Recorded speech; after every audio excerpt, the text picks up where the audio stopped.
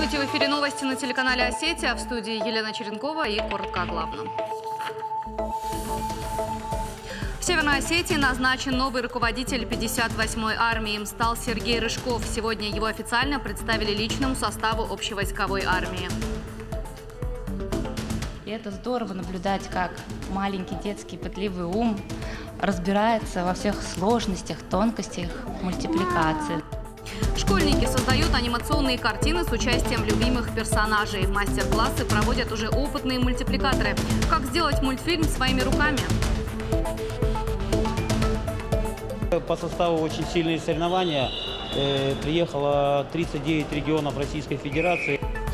Осетинская сборная представила более 50 спортсменов на первенстве юниоров по вольной борьбе.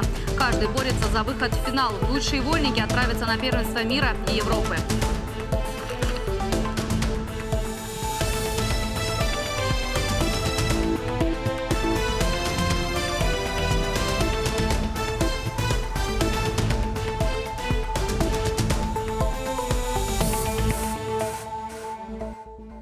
Военно-грузинская дорога работает в штатном режиме. Об этом сообщает пресс-служба республиканского МЧС. Напомним, сегодня в 11 часов 30 минут на ВГД ограничили движение для большегрузного транспорта.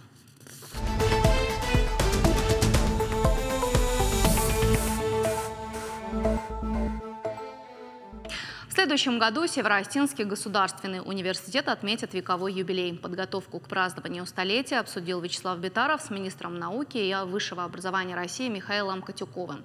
Глава Северной Осетии подчеркнул, что это яркое событие в жизни республики. СОГУ славится достижениями в учебной, творческой, воспитательной деятельности, выдающимися успехами преподавателей, студентов и выпускников. А мероприятия, посвященные вековому юбилею вуза, будут способствовать развитию системы высшего образования. В декабре 2017 года СОГУ получил статус Центра инновационного, технологического, социального развития республики. Ключевые показатели деятельности университета на следующие 5 лет были определены в соответствии с задачами социально-экономического развития региона. Михаил Котюков со своей стороны поддержал руководство Северной Осетии. При Министерстве науки и высшего образования России будет создан организационный комитет по проведению юбилейных мероприятий под руководством заместителя министра. О качестве образовательных услуг говорили на заседании Совета Общественной палаты республики. Собравшиеся подвели итоги независимой оценки. По словам председателя Общественного совета Иристона Кесаева, в этом году провели 21 образовательную организацию. Среди них школы, лицеи, техникумы и 1 детский сад. Общественники остались довольны качеством услуг образования в республике. Говорили о развитии добровольчества до 2025 года. Совместно с ресурсным центром поддержки волонтерства Общественная палата разработала предложение. Стороны хотят создать единое информационное пространство в добровольческой среде, а также установить единую федеральную систему оценки деятельности волонтерства.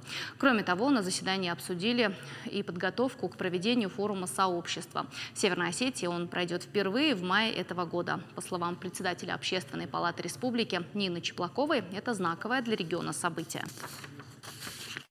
Форум проводит Общественная палата Российской Федерации в сотрудничестве с Общественной палатой нашей республики и при самой непосредственной поддержке главы республики, правительства республики. Это событие чрезвычайно важное, не только потому, что здесь соберутся активисты, представители некоммерческих организаций, но и представители федеральной власти, представители всех субъектов Северо-Кавказского округа, и обсуждать будут главную ключевую тему – туризм на Северном Кавказе. Новый поворот приобрела новость о доходах граждан России. В начале недели мы уже говорили о том, что Росстат опубликовал исследовательские данные, согласно которым российская семья должна зарабатывать 58 тысяч рублей, чтобы свести концы с концами. В СМИ также отметили, что по данным исследования 35% семей не могут себе позволить купить на один сезон сразу 2 пары обуви. Сегодня проследовала реакция Кремля. Пресс-секретарь президента России Дмитрий Песков прокомментировал исследование Росстата. Да, мы ознакомились, но опять-таки критерии, по которым проводится вот это вот научное или социологическое изыскание, я по-прежнему затрудняюсь в объяснении этих критериев. Почему речь идет именно об обуви, я также не могу понять. Песков считает, лучше не рассматривать эти исследования с прикладной точки зрения, они больше носят академический характер. А Путину, безусловно, об этих изысканиях было доложено, добавил он. У 58-й общевойсковой армии Южного военного округа новый командующий. Им стал генерал-майор Сергей Рыжков. Соответствующий указ подписал президент России Владимир Путин 1 апреля. А сегодня нового командующего представили управлению армии, представителям силовых структур и руководству республики. До нового назначения Сергей Рыжков был заместителем командующего армии общевойсковых объединений Южного военного округа. Бывший командующий 58-й армии Евгений Никифоров пожелал ему удачной работы на новом посту. Сам Евгений Никифоров перешел на другую должность. Теперь он заместитель командующего Западного военного округа. Благодарю коллектив 58-й армии от заместителя до солдата за ваш труд. Все, что вы делаете на благо нашей Родины, России. И в 58-й армии эта задача выполняется на хорошо и отлично. Для меня большая честь принять это прославленное объединение 58-ю армию. Героический путь армии совершен еще с Великой Отечественной войны, где наши воины достойно выполняли свой долг. Я обязуюсь и впредь продолжить славные традиции прославленного объединения и добиться высоких результатов в боевой подготовке. В Северной Осетии продолжается вахта памяти. Настоящую экспедицию развернули в лесах у Ильхотовских ворот. В течение 10 дней 45 поисковых отрядов из 17 регионов страны будут искать без вести пропавших солдат.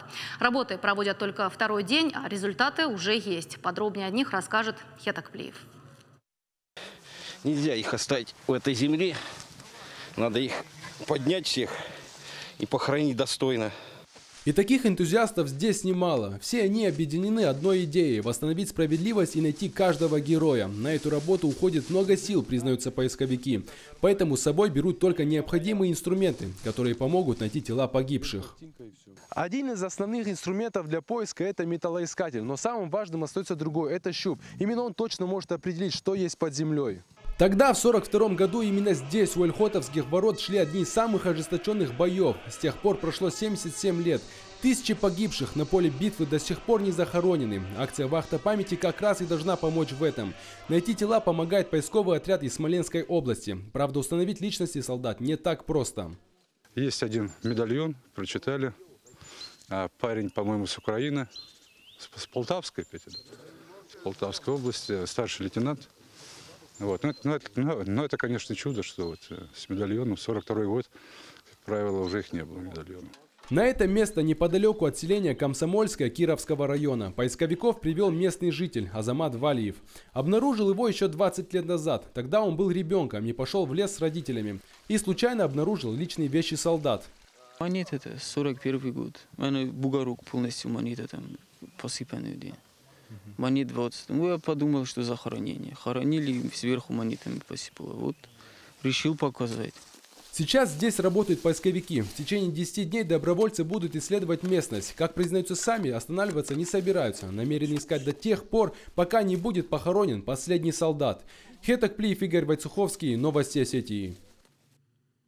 В Северной Осетии пройдет съезд фтизиатров из регионов России. Около 600 специалистов приедут в республику. Мероприятие пройдет с 30 мая по 1 июня. По словам главного врача противотуберкулезного диспансера Батарбека Малиева, практически все готово к приему гостей. И отметил, проведение такого форума для Северной Осетии – большое событие. Также Батарбек Малиев прокомментировал слухи о своем уходе с должности. Напомним, ранее в сети интернет появилась информация, что Батарбека Малиева могут уволить. Вот что он ответил. Сегодня идут звонки даже из Москвы, из разных мест. И люди спрашивают, на самом деле ли это так, что я ухожу или меня уходят, или еще как-то. Но мне это просто смешно, потому что если бы так было, то меня бы, наверное, пригласили в правительство. Если не в правительство, то хотя бы в министерство. И эти вопросы должны решаться на их уровне. Литературный журнал «Дарьял» выпустил свой юбилейный 150-й выпуск. В нем представлены не только произведения авторов, но и пожелания журналу. Первый выпуск «Дарьяла» вышел в 1991 году. Основал его писатель Руслан Тотров. Он также был главным редактором на протяжении 25 лет. Изначально в журнале публиковали работы более старшего поколения, но вскоре к основному выпуску добавили еще один – молодежный. Его издавали 10 лет, но потом закрыли. Сейчас редакция журнала планирует возобновить молодежное направление. В основном авторы, наша половина осетинских, к сожалению, маловато. Все-таки наших авторов мало пишут или мало дают нам. И у нас авторы по всей России, по ближнему и дальнему зарубежью, и долгие наши испытанные авторы из Америки, Канады, Германии, Израиля. То есть это люди, которые любят наш журнал, не меньше, чем мы, наверное, и много лет с нами сотрудничают. Нам это очень дорого. Как и из чего создаются настоящие мультфильмы? Их можно не только нарисовать, а буквально сделать своими руками. Например, из пластилина. Научиться этому может каждый желающий. Главное, немного усидчивости и безграничного полета фантазии. А у детей, как правило, с этим проблем нет. Свой первый настоящий мультик попробовали создать ученики школы «Интеллект». Насколько у них это получилось, в материале Сабины Гатаговой. В руках детей оживают любимые персонажи из мультфильмов: Винни-Пух, Смешарики, Крокодил Гена. Самому создать такую работу – мечта, пожалуй, каждого ребенка. У Полины Дельцовой она осуществилась. Вместе с другими детьми прогимназии «Интеллект» она смогла почувствовать себя настоящим режиссером. Участие в таком увлекательном процессе принимают и родители. И это здорово наблюдать, как маленький детский пытливый ум разбирается во всех сложностях, тонкостях мультипликации. Здорово, когда на выходе он видит и получает свой шедевр. Полина, расскажи, тебе нравится лепить мультики самой? Очень нравится. Хотелось попробовать самой создать мультфильм. Герои сегодняшнего мультфильма – ежик Колючка и улитка Гена. С помощью командной работы, подручных средств и за короткое время картина удалась. На создание такого красочного и веселого мультфильма своими руками ребята потратили всего 20 минут. Пластилин и фантазия – это все, что понадобилось юным мультипликаторам. Помогает в этом руководитель детской школы мультипликации Лана Гадзацева. С этим проектом она победила на молодежных форумах «Машук» и «Балтийский Артек». А сегодня проводит мастер-классы и рассказывает, что когда-то простое хобби переросло в такой полезный для детей проект. Когда дети видят, что они своими руками создали мультфильм, что только что это была фигурка, которая стоит, а ты видишь, как она движется, и с ней что-то происходит, я думаю, что эти эмоции ни с чем не сравнимы. Руководство детского сада от такого мастер-класса в восторге. Говорят, это не только развлечение для детей. Подобные занятия идут на пользу их развитию. Именно в таком возрасте в ребенке можно раскрыть много талантов. Что дает для нас детская мультипликация? Это развитие связанной речи, пальчиковый праксис, это развитие творческих способностей. Вы себе не представляете, насколько обширна детская фантазия. Они своими маленькими ручками, это у них как это... Они делятся своими эмоциями и перекладывают их в пластилин. На этом юные мультипликаторы не остановятся. В следующий раз постараются даже озвучить свой мультфильм. Сабина Гатагова, Алан Суанов. Новости Осетии. Молодые музыканты показывают свое мастерство в конкурсе «Золотая свирель». Он стартовал на базе детской школы искусств. Исполнители из 7 регионов Северного Кавказа. В этом году их 180. Многие участвуют впервые.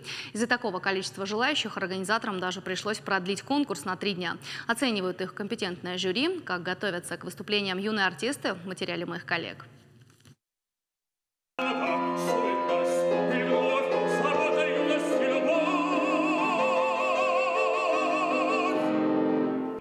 Аккорды звучат повсюду. Десятки музыкантов из 7 регионов СКФО собрались на втором северокавказском конкурсе юных исполнителей «Золотая свирель». В этом году он стал более масштабным. Вместо 60 участников 180, а номинаций целых 4. Но одно осталось неизменным – напряжение и сосредоточенность на сцене. Юный Эльдар Балкаров приехал показать свою виртуозную игру на гармошке из Кабардино-Балкарии. Благодаря конкурсу побывал в Северной Осетии впервые. Как настоящий артист переживает перед выступлением, но настроен уверенно. Каждый раз, как приезжаю на конкурсы, я постоянно волнуюсь. И мы были на многих конкурсах, на многих международных, межрегиональных конкурсах. У меня сильные соперники, но я постараюсь быть не хуже. В номинации «Народные инструменты» на удивление самой популярной стала балалайка. Несмотря на то, что играть на ней сложно, конкурсанты справлялись умело.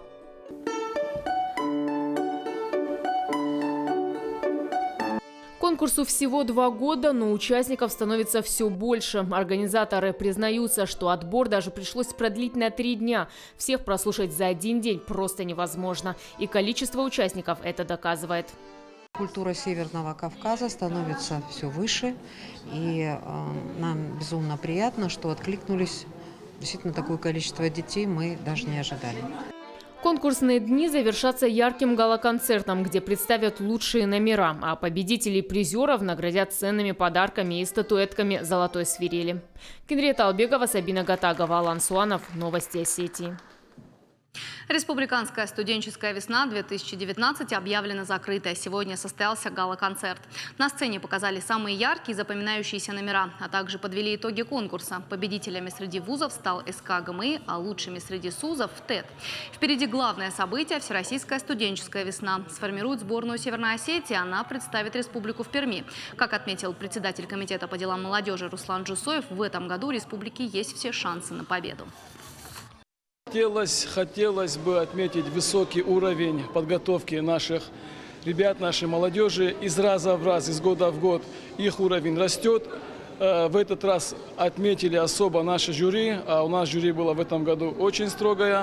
Когда я услышала, что я заняла 1-е место, я была счастлива, потому что я шла к этому на протяжении, по-моему, 5 лет. Сколько участвовала, столько пыталась именно в сольной номинации одолеть победу и одержать точнее. В Северной Осетии проходит первенство России по вольной борьбе среди юниоров до 21 года. В турнире принимают участие спортсмены из 39 регионов России. Нашу страну, нашу республику представляют сразу 53 вольника. Соревнования являются отборочными на первенство Европы и мира. Как прошли первые схватки, расскажет Алана Тамаева. На коврах предварительные и полуфинальные схватки. Ребята борются в 10 весовых категориях. Публика следит за каждым движением борцов, поддерживает и переживает. Это 2-й день первенства России по вольной борьбе среди юниоров до 21 года. Главный судья отметил, что соревнования очень масштабные. Уже сейчас в нем определены фавориты. По составу очень сильные соревнования. Приехало 39 регионов Российской Федерации, это около 380 спортсменов. Вы знаете, есть лидеры здесь, борются, да, например, прошлогодние победители, призеры. Вот 86 килограмм, это борец из Владикавказа Наниев, и Шипзухов Алик, это город Москва, параллельный зачет Ставропольский край он представляет. Вот они в этом году снова борются. Здесь сотни спортсменов из разных уголков России. Самая многочисленная сборная из Дагестана. По количеству спортсменов ей совсем немного уступает наша, а в первенстве 53 остинских борца. Как рассказывают организаторы, регламент этих соревнований европейский. Регламент нынешних соревнований, правила нынешних соревнований позволяет спортсменам демонстрировать самые лучшие качества, и судьи не очень-то вмешиваются в их борьбу. То есть долгое время у нас правила были не очень корректные, да, и не всегда выигрывал сильнейший. Во всяком случае, в финал выходил не всегда сильнейший. Сейчас это исключено. Кто сильнее на сегодняшний день, он и будет бороться в финале. Эти соревнования откроют борцам дорогу на первенство Европы и мира. А пока тренеры и судьи активно наблюдают за схватками и выбирают претендентов на участие в соревнованиях. Тренер сборной России среди юниоров Абдусалам Гадисов делится. Приезжать в Осетию всегда очень приятно. Республика очень любит спортсменов, борцов. И вы видите, сколько много болельщиков. И столько же болельщиков еще и не попало, к сожалению, из-за того, что зал вместительность ограничена. И где понимают борьбу, там приятно бывает бороться, потому что на твое каждое движение, твой выигранный балл публика реагирует. Это бывает приятно. Завершится первенство России 6 апреля. В финальный день состоится чествование олимпийской сборной команды СССР 1888 года. В спорткомплексе нет свободных мест, зрители сидят даже на ограждениях. Здесь атмосфера настоящего спортивного духа. Завтра на церемонии открытия и финальных поединках ожидается в разы больше людей. Напоминаю, что наш телеканал будет вести прямую трансляцию турнира. Смотрите, будет жарко. Алана Тумаева, Александр Гаджаев. Новости Осетии.